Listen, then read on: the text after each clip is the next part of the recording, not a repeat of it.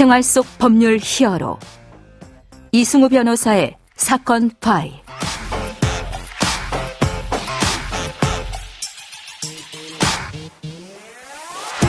안녕하세요. 이승우입니다. 각종 사건 사고에서 여러분을 구해드리겠습니다. 오늘 열어볼 사건 파일은 소년범죄 관련 사건입니다.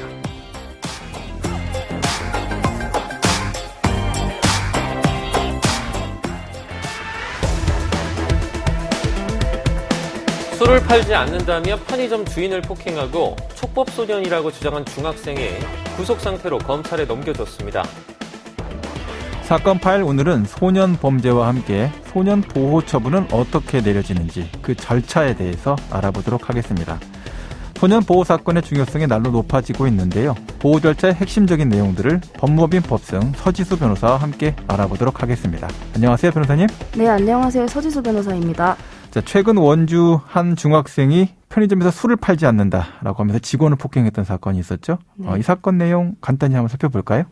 네, 촉법소년 행세를 하던 중학생 A군인데요. 이 A군은 지난 22일과 23일 두 차례에 걸쳐 강원도 원주시 명륜동에 있는 편의점에서 술 판매를 거절한 직원을 위협하고 이를 제지하는 점주를 폭행하였고요.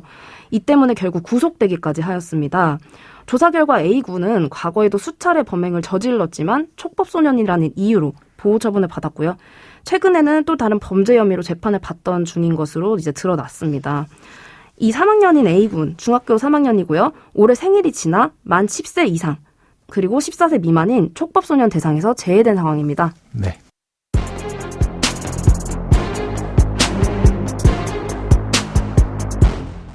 자, 오늘 준비해 오신 소년범죄 사건을 직접 만나보기 전에 소년범죄 사건이 어떤 수사 절차, 또 재판 절차를 거치는지 일반 범죄와는 어떤 차이점이 있는지 좀 알아보고 가죠. 자, 네. 변호사님, 그 수사 절차의 차이점은 어떤 부분이 있습니까? 네, 먼저 14세 이상의 소년이 범죄를 저지르게 되면 경찰은 소년을 피의자로 입건해서 조사를 하는데요. 네. 그 조사 과정에서 경찰은 소년의 부모를 보호자로 동석하도록 하게 됩니다. 그 미성년자인 피의자를 조사하여 범죄 혐의가 인정되는 경우에는 물론 혐의가 인정되지 않는 경우에도 소년법에 따라 검찰로 송치를 해야 하고요. 그렇군요. 네. 그리고 경찰로부터 사건을 송치받게 된 검사는 그 사안의 이제 중요도를 이제 고려해서 형사 공판으로 공소 제기를 할지, 아니면은 관할 가정법원에 소년부로 송치를 할지, 또는 조건부 기소유예 처분을 할지를 이제 결정하게 됩니다. 네네.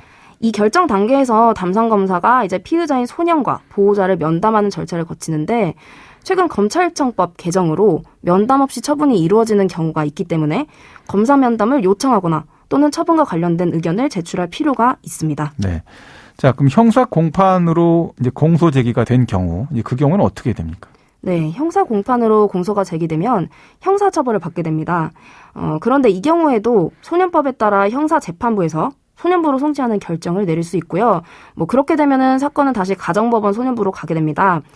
다만 재판부에서도 검사의 공소 제기를 매우 신뢰하기 때문에 네네. 매우 특별한 경우가 아니고서는 그런 경우가 흔하게 있는 경우는 아니고요. 소년부 송치를 잘 보내주진 않는군요. 네, 그렇습니다. 네. 그리고 형사 판결과 이제 그럼 소년부 보호 처분의 가장 큰 차이가 뭔가 이걸 살펴보면 이제 가장 큰 것은 아무래도 전과 부분이겠죠. 예. 그래서 형사 판결 같은 경우는 전과가 기록으로 남기 때문에 그러한 불이익을 받게 되는 반면 보호 처분 결정은 소년법에 따라서 처분 이후에도 그로 인한 불이익을 받지 않게 됩니다. 네. 자, 그러면 검사든 아니면 법원에서든 이제 소년부로 송치한 경우에는 어떻게 됩니까? 네, 검사 또는 법원의 소년부 송치. 이런 경우는 이제 가정법원의 소년부가 있는데요. 거기서 소년보호 사건으로 사건을 심리하게 되게 되고요. 예. 이럴 경우에는 이제 심리 기일에 바로 처분이 이루어지기 때문에 각별하게 주의를 요합니다. 일반적인 형사 절차에서는 이제 변론 기일이 따로 있고 네.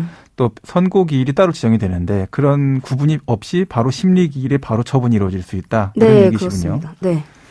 자, 그리고 이제 소년부 송치됐을 때 보면 소년 분류심사원 위탁 결정이 이루어졌다. 이런 표현이 등장합니다. 이건 좀 생소한 내용인데 어떤 처분을 의미합니까? 네, 이런 경우는 이제 보통 범죄 중에 중대한 범죄, 성범죄, 강력범죄를 이제 범한 소년이 있을 수 있는데요. 네네.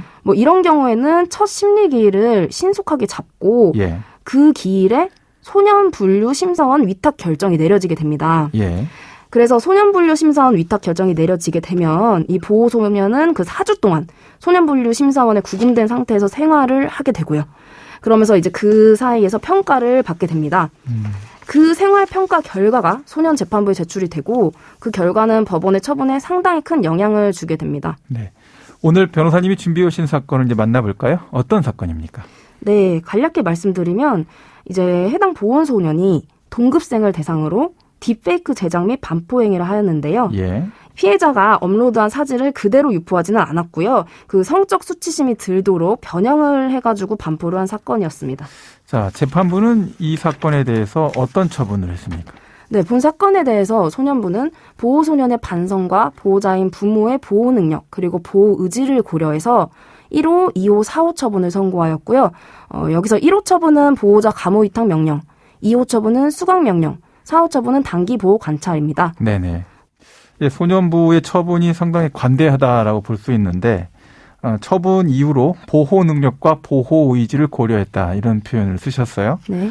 자, 이 두 가지 보호 능력과 보호 의지 소년 범죄에 있어서 중요한 판단 근거가 됩니까? 네, 그렇습니다. 소년법은 보호자의 보호 의지와 보호 능력을 중요한 처분 판단의 근거로 보고 있고요. 여기서 먼저 보호 의지란 소년을 바르게 양육하고 가르치겠다는 보호자의 의지로 네. 양육의 방식을 개선하고 보호 소년을 교육하는 방식을 변경하며 뭐 대화도 나누고 운동도 함께하는 등 그런 구체적인 개선의 실천이 있어야 합니다. 네네. 뭐 또 보호 능력이라는 것은 그 보호자의 경제적인 능력도 당연히 포함이 되지만요. 예. 여기서 보호 소년을 교육할 능력, 비행을 중단시키고 바르게 생활할 수 있는 태도를 가르칠 수 있는 환경을 제공할 능력 이런 부분들을 훨씬 중시하고 있습니다. 네. 자, 그렇지만 가족 내의 문제를 가족들 스스로가 인식하기는 굉장히 어려운 문제가 될 것 같은데요.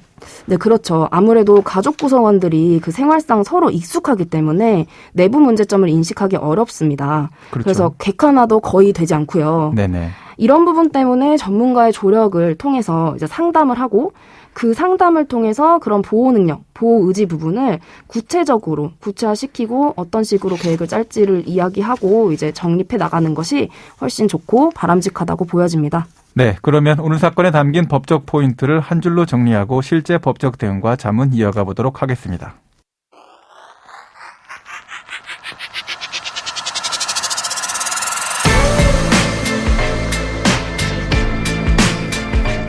이럴 땐 법대로. 소년 사건의 수사는 미성년자인 소년을 보호하면서 이루어지도록 되어 있습니다.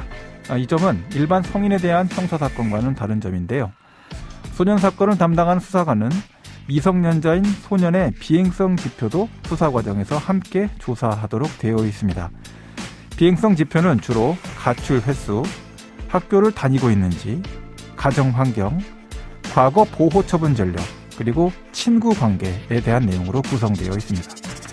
소년 사건과 관련된 조사에 대해서 가정법원 소년재판부는 각 보호소년의 가정을 방문해서 가정의 현실적인 상황을 파악하고 싶어 합니다. 그래서 이것을 매우 중요한 소년 사건 보조인의 업무의 하나다라고 생각하고 도움을 구하고 있습니다. 자, 올해 사회적으로도 소년 범죄가 이슈가 되고 있는데요. 관련해서 변호사님 법적 조언을 좀 해주신다면요. 네, 소년 범죄의 경우 일반 형사 사건과는 용어도 다르고 뭐 진행 방식도 다르고 진행 절차도 복잡하게 다른 등 되게 여러 가지 다른 부분들이 있기 때문에 순간순간 적절한 대응이 더욱 중요한 사건입니다. 네네. 그래서 소년 사건에서 유한 처벌이 나오는 경우들을 보면 그 대부분 소년이 그 보조인 그리고 소년의 보호자인 부모님과 깊고 진지한 상담을 통해서 비행행위를 하게 된 이유를 솔직하게 이야기를 하고 그 자신의 비행행위로 인해 피해를 입은 분들에게 진정한 사과를 하였을 때 그리고 자신의 잘못을 진심으로 뉘우쳤을 때였던 것 같고요. 또한 이 사건을 계기로 이제 부모님들이 먼저 이제 변화하셔서 그런 모습을 보여주시고 또 보호소년에 대해서 애정어린 관심으로 계도하고 앞으로 학생의 미래를 어떻게 설계할지를 상의하고 그렇게 실제로 변화된 모습을 보여줬을 때 이런 모습들을 보여줬을 때였던 것 같습니다. 네네. 지금까지 서지수 변호사와 함께했습니다. 오늘 말씀 고맙습니다. 네, 감사합니다. 생활 속 법률 히어로 이승우 변호사였습니다. 내일도 사건에서 여러분들을 구해드릴 사건 파일 함께 열겠습니다.